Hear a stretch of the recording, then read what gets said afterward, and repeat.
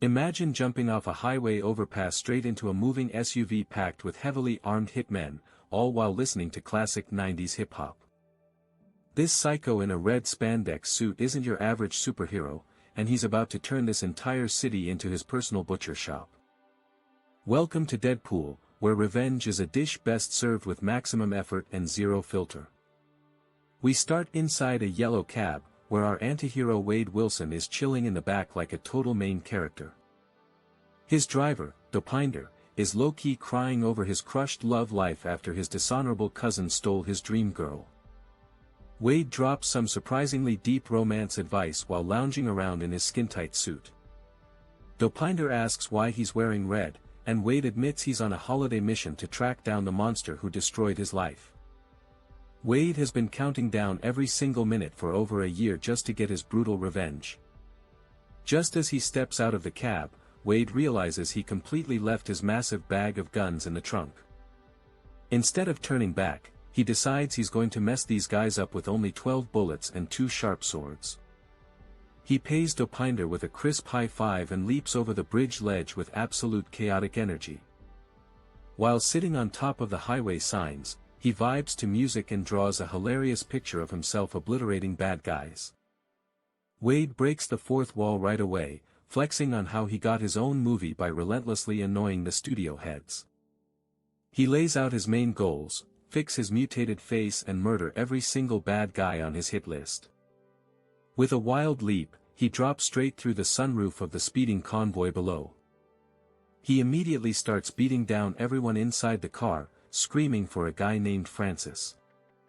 The vehicle flips over in a massive cinematic wreck, turning the entire expressway into complete gridlock.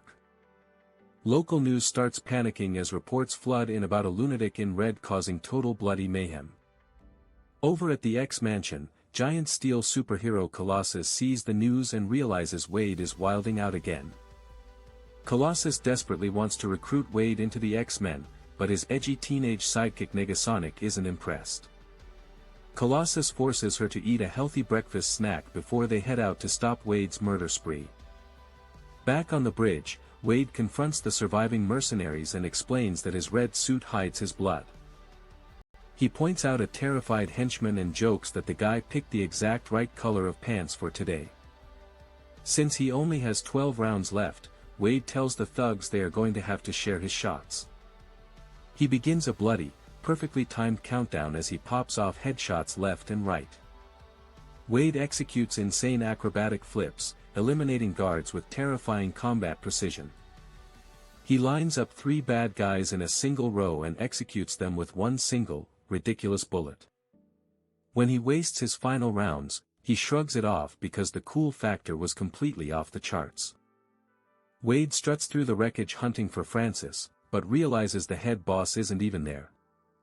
He impales a guy on his katana, speaking straight to the audience about how brutal this looks. He admits this might look like a total slasher film, but swears it's actually a sweet love story. To explain how he got this ugly and psychotic, Wade takes us back in time before he got his powers. We jump back to Wade's past, where he breaks into an angry guy's apartment carrying a hot pizza box. He chills on the couch, casually eating a slice while the home occupant completely freaks out. Wade reveals he's not here for the homeowner, but for the teenage pizza delivery kid named Jeremy. Wade roasts Jeremy's bedazzled pants before pulling him aside for a serious talk. He aggressively threatens the kid for secretly stalking a sweet young girl named Megan.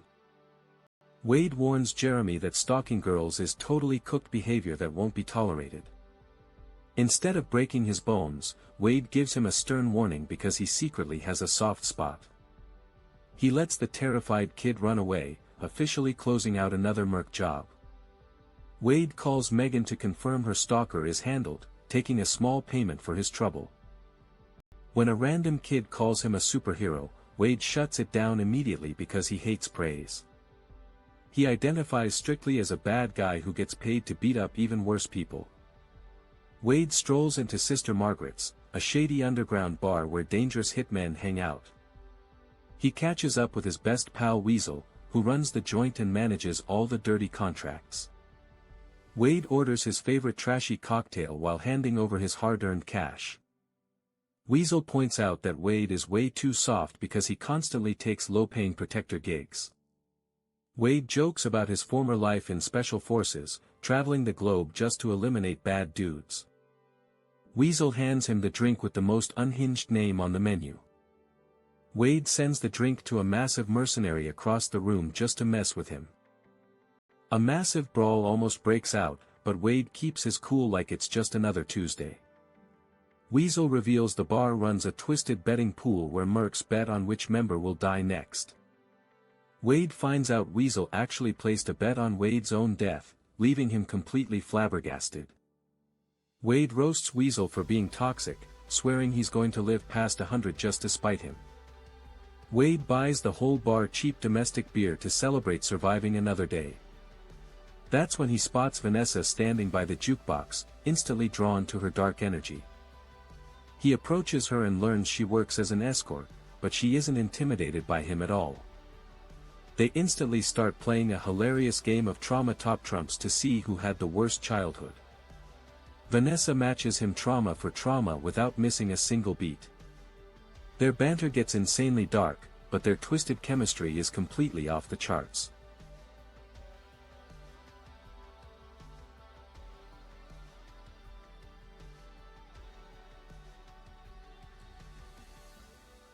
They realize they are both broken, bizarre souls who fit together perfectly.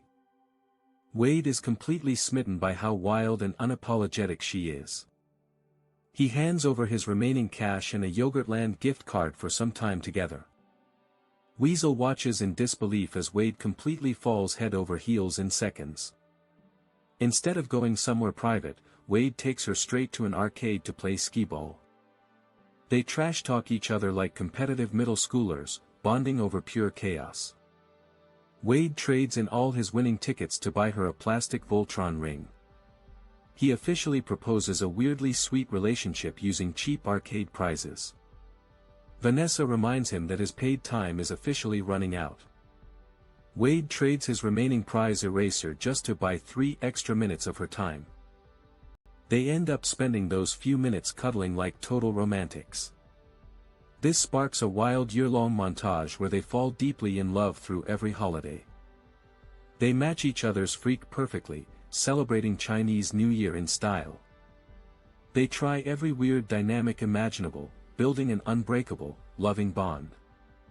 By the end of the year, Wade and Vanessa are practically inseparable soulmates. Wade and Vanessa were living their absolute best life, flexing pure main character energy as they hit every holiday with absolute chaos. They were utterly obsessed with each other, realizing their unhinged vibes fit together like two bizarre puzzle pieces. Right in the middle of their chaotic bantering, Vanessa totally flips the script and pops the marriage question first.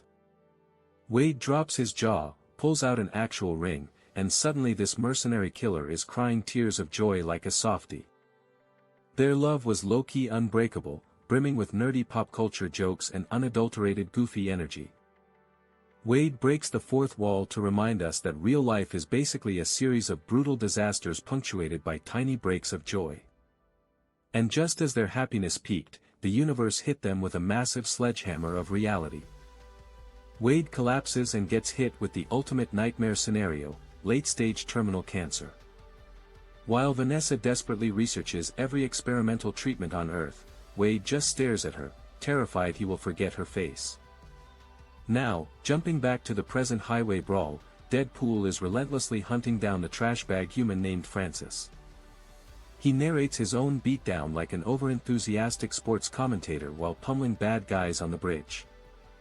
He serves up pure unadulterated vengeance, turning a straightforward beatdown into a glorious, violent comedy show. Deadpool completely disrespects every rule of combat, treating this life-or-death brawl like a wild playground. When Ajax finally recognizes who is behind the mask, he can barely believe this distorted mercenary survived.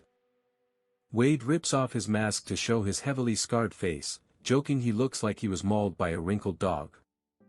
He demands Ajax fix his face immediately, but the villain just smirks at his tragic creation. Ajax arrogantly boasts that he gave Wade the ultimate gift of immortality, totally ignoring how cooked his life became. Wade promises to wreck Ajax so hard it will ruin him the same way late 90s rap rock ruined radio. Flashing back to his tragic past, Wade lies in bed obsessing over pop music while his body slowly shuts down. He tries to pack up his things and walk away so Vanessa does not have to watch him wither away and die. Vanessa refuses to let him abandon ship, promising to fight through the mud with him until the very end. Wade uses dark humor to hide his agony, listing out every single organ the cancer is currently destroying. He knows that watching someone die of cancer is an absolute horror show that he refuses to subject her to. Wade begs her to remember him as the wild lover he was, not as a decaying shell of a human.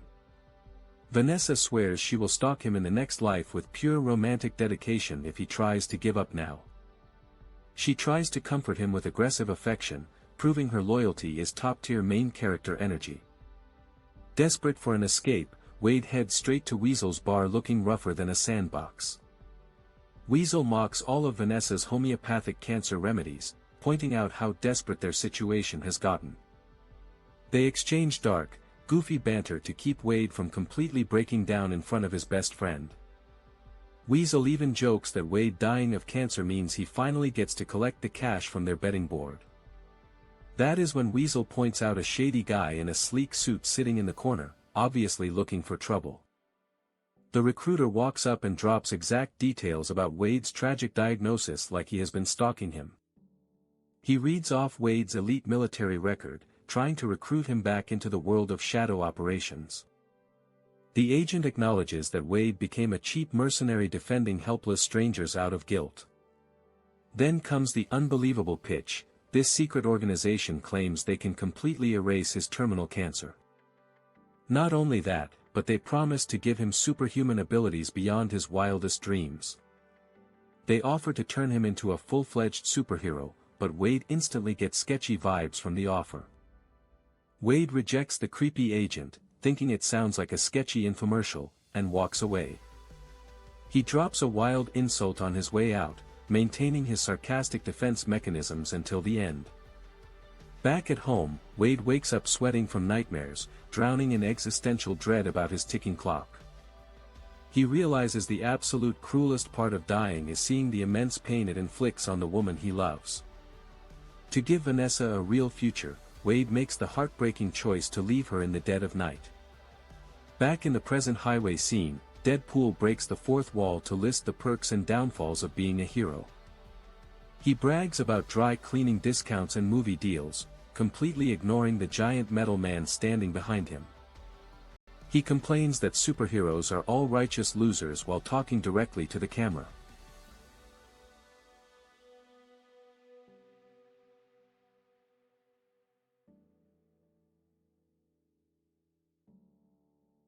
Colossus interrupts his violent fun, scolding Deadpool for abusing his powers on public roads. Deadpool tells the giant chrome mutant to back off because he has a personal vendetta to finish. He gets completely sidetracked when he hears the unbelievably cool name of Colossus's brooding goth trainee. Wade abandons his serious mood just to obsess over how epic her hero name sounds.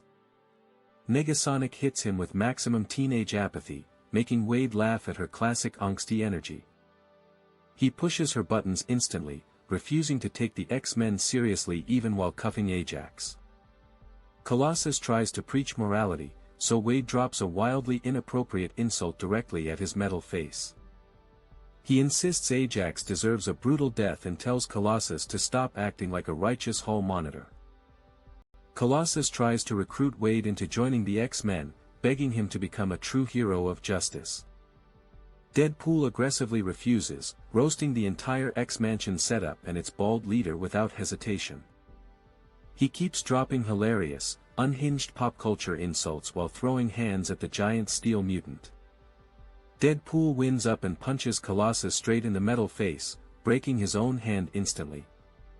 Even with a broken hand dangling limp, Wade keeps talking reckless trash to Negasonic. Colossus watches in utter shock as Wade repeatedly snaps his remaining bones trying to fight him.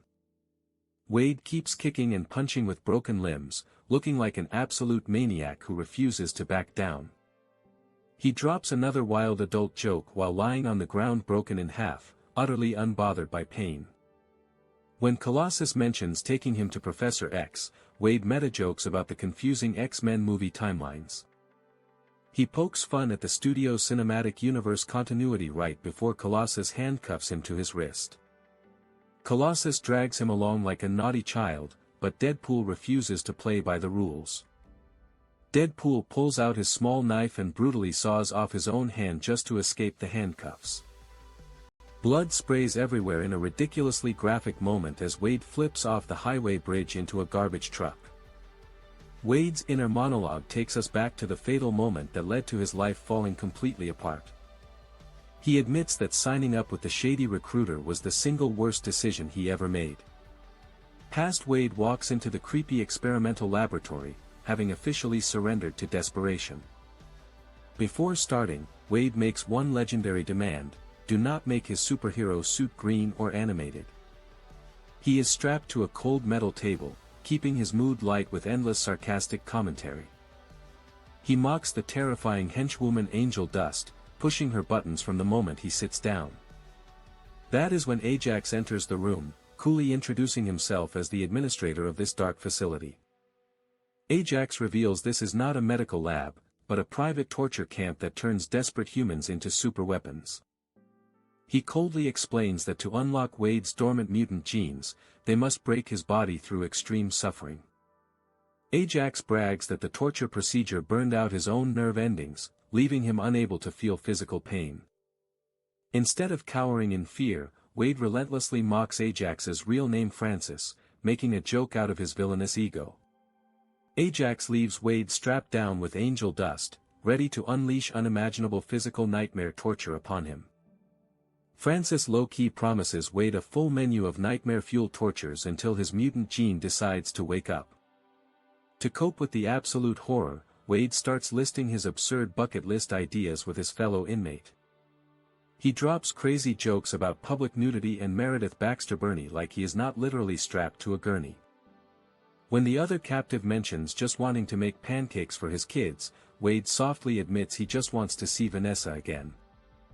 Francis strolls in with main character villain energy, telling them he loves when they joke around because hope makes the pain sweeter. Wade decides to push the villain's buttons by mocking his ridiculously formal actual name.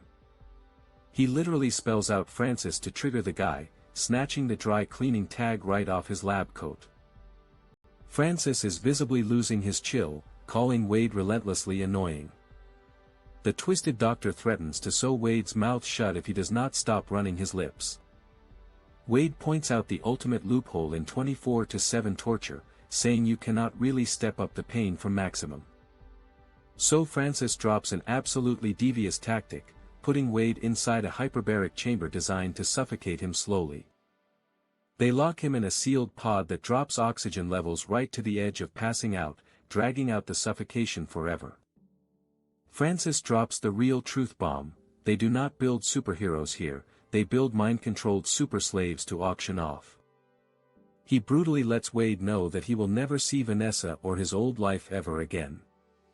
After days of extreme low-oxygen torture, Wade's mutant healing factor finally activates, but it severely mutates his flesh. Francis unlocks the airlock just to taunt Wade, admitting his body is now immune to cancer but horribly disfigured. Wade now possesses top-tier cell regeneration, but the cellular conflict leaves his whole body looking utterly wrecked. Francis decides to lock him back in the airlock purely out of spite, just to flex his total control. Wade snaps, triggers an explosive fire in the oxygen lab, and attacks Francis in a violent melee fight. Francis manages to impale Wade against a burning beam, claiming he is the only person alive who can fix his ruined skin. The facility burns to the ground, and Wade barely crawls out from the ash, realizing he can survive literally anything now. He sneaks back to New York, but refuses to face Vanessa because he thinks his ghastly appearance will ruin her life. Wade feels like an absolute monster, believing no normal person could ever love someone with skin like his. He hits up his best friend Weasel, who hilariously compares Wade's face to an avocado having hate sex with an older avocado.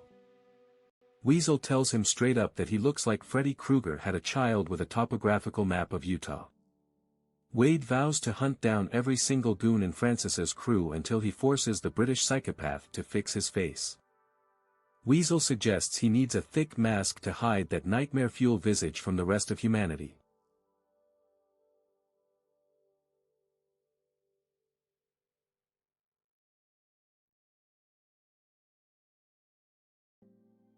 He brutally reminds Wade that his unmasked face is literally the stuff of actual nightmares. Weasel keeps the savage insults coming, calling him a testicle with teeth that should probably die alone. While betting on bar death pools, they officially cook up his iconic vigilante alias, Deadpool. Wade starts crafting his iconic red suit so bad guys cannot see him bleed, learning cleaning tips on the fly. He goes on an absolute rampage across the city, even crushing a goon with a super slow Zamboni during an interrogation. Wade starts dropping baddies right and left, constantly overthinking the moral rules of beating up female henchmen. He beats up goon after goon, screaming at them to give up Francis's location before their time runs out. His kill count shoots up ridiculously fast as he works his way up the underground criminal hierarchy. He finally tracks down Jared, the recruiter who sold him on the mutant cure in the first place. Jared realizes he is completely cooked the second Deadpool corners him in an alleyway. Wade starts torturing the recruiter to get the exact location of Francis's current operation. This connects right back to the epic highway ambush from the beginning of the story.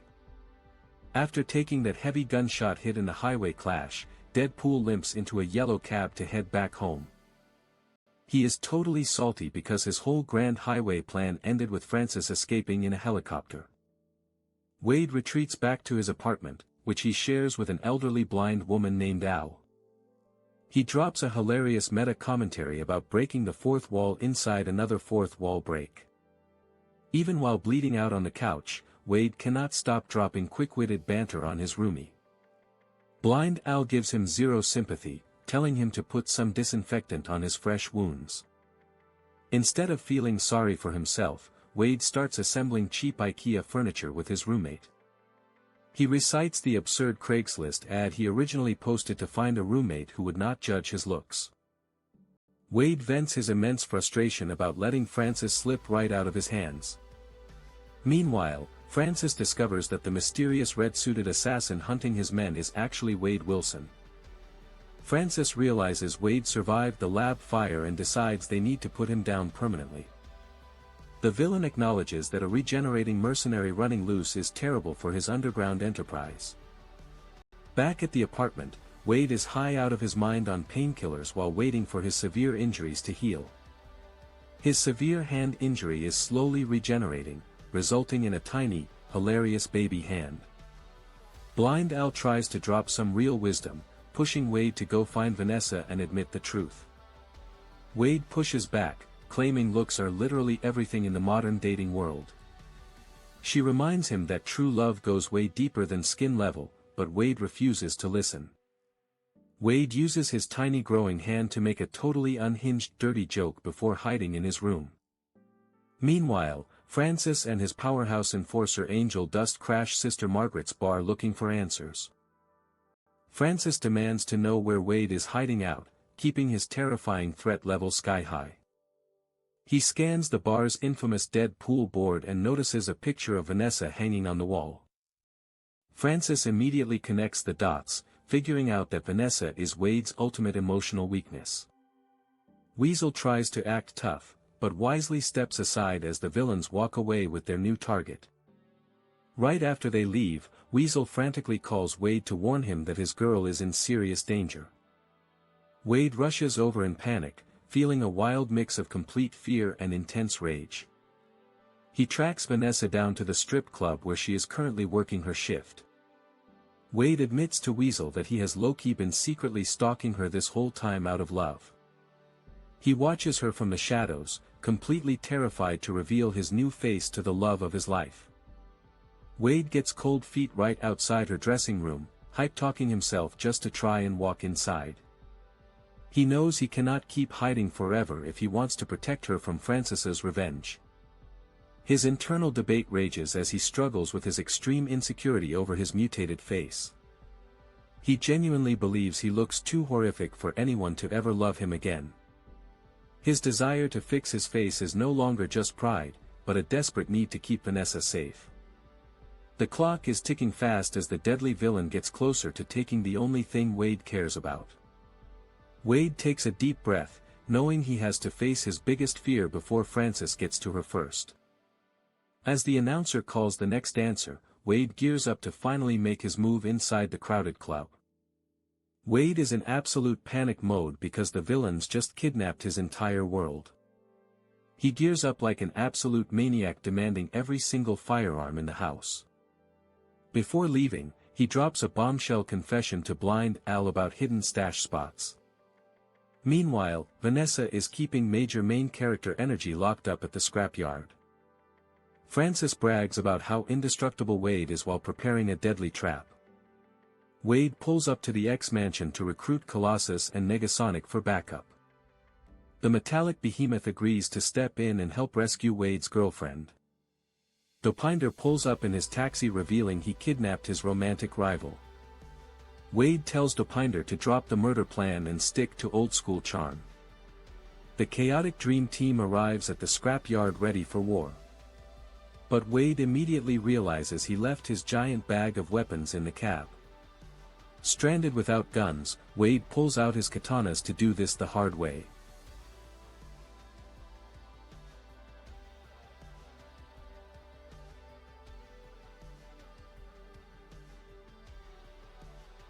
Negasonic dives into the action with an epic explosive entrance. Wade pauses the entire fight just to comment on how ridiculous landing tropes are. Colossus tries playing gentleman with Angel Dust and gets obliterated instantly. Angel Dust punches Colossus so hard his metallic jaw practically dislocates. Deadpool gives Francis's henchman one final chance to surrender peacefully. Mid-combat, Wade runs into his old mercenary pal Bob and stops to chat. He sends warm regards to Bob's wife while casually taking down mercenaries. Deadpool paints the battlefield crimson as he slashes through the security team. Wade spots Vanessa trapped inside a high-pressure glass chamber. Francis taunts Wade from above, eager to inflict maximum pain again. The two immortal psychos engage in a brutal, unfiltered melee duel. Wade keeps tossing unhinged insults back while taking lethal hits. The giant helicarrier structure starts collapsing directly beneath them. Wade leaps blindly across the crumbling metal to shield Vanessa's falling pod. After surviving the massive crash, Wade corners Francis to demand his face fix. Francis laughs in his face and admits there was never a cure to begin with. Wade's mind completely breaks as he realizes his whole crusade was built on a lie. Realizing the villain is useless to him now, Deadpool prepares to finish him. Colossus steps in and starts giving a super preachy speech about heroics. The giant metal man begs Wade to show mercy and spare the villain's life. Deadpool gets bored mid-lecture and shoots Francis straight through the skull. He proves once and for all that he is definitely no shiny hall monitor. Wade nervously turns around to face Vanessa for the first time in years. Vanessa immediately slaps him hard across the face for ghosting her. Wade gets incredibly vulnerable and apologizes for running away when he got mutated. She angrily vents about how miserable her life has been without him around. He warns her that the face under his mask is completely unrecognizable now. Vanessa peels back the mask and proves she still loves him no matter what. Colossus tries to police their naughty jokes one last time. Wade bids a warm farewell to his new X-Men squad after saving the day. He sends a hilariously petty message back to Professor Xavier through Colossus. Wade gives Negasonic a surprisingly wholesome compliment before she departs. Colossus leaves hopeful that Deadpool might actually join the team eventually. Wade reflects on how insanely well their bizarre squad pulled off the rescue. He pulls Vanessa close, realizing true love conquers all his insecurities. Wade demands the camera zoom out for the ultimate cinematic romance shot. He cracks one final wildly inappropriate joke as the scene fades away. Wade serenades the audience with a pop hit as the main credits roll. In the post-credits scene, Wade steps out in a bathrobe looking totally confused. He mocks the audience for waiting around for an end credits Easter egg. He reminds everyone that the low studio budget couldn't afford huge teasers. He jokes about Nick Fury making a surprise cameo in full leather gear. Deadpool leaks that the upcoming sequel will star the legendary Cable. He hypes up Cable's iconic badass traits from the Marvel Comics. He ponders who Hollywood will end up casting for the massive role. He hilariously nominates Keira Knightley as his top pick for Cable. Wade orders everyone to clean up their popcorn before leaving the theater. And that is how Wade Wilson secured his girl, obliterated his rival, and redefined superheroes forever. This movie was an absolute masterclass in R-rated comedy, top-tier action, and pure fourth-wall chaos. Ryan Reynolds literally poured his soul into bringing this comic book icon to life on screen. From the unhinged comedy to the surprisingly deep romance, this plot delivered on every single level. Deadpool proved that non-traditional heroes can low-key rule the entire box office landscape. The ultimate climax showed us that true love doesn't care about flaws or scarred pepperoni skin. Every single fight scene delivered legendary choreography with maximum effort from start to finish. It set the new standard for comic book movies going forward and proved R ratings work wonders. If you enjoyed this breakdown, smash that like button because you are an absolute legend. Drop a comment down below with your favorite Deadpool line from this entire final showdown. Don't forget to hit that subscribe button and turn on notifications so you never miss another recap. We have so many more insane movie recaps cooking up on this channel just for you guys. Join our growing community of cinema lovers right now and stay tuned for the next wild ride.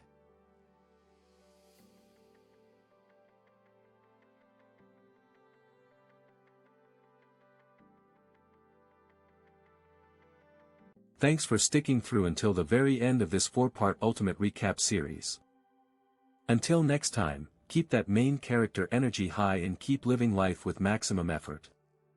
Peace out, stay legendary, and I will see you all in the next video.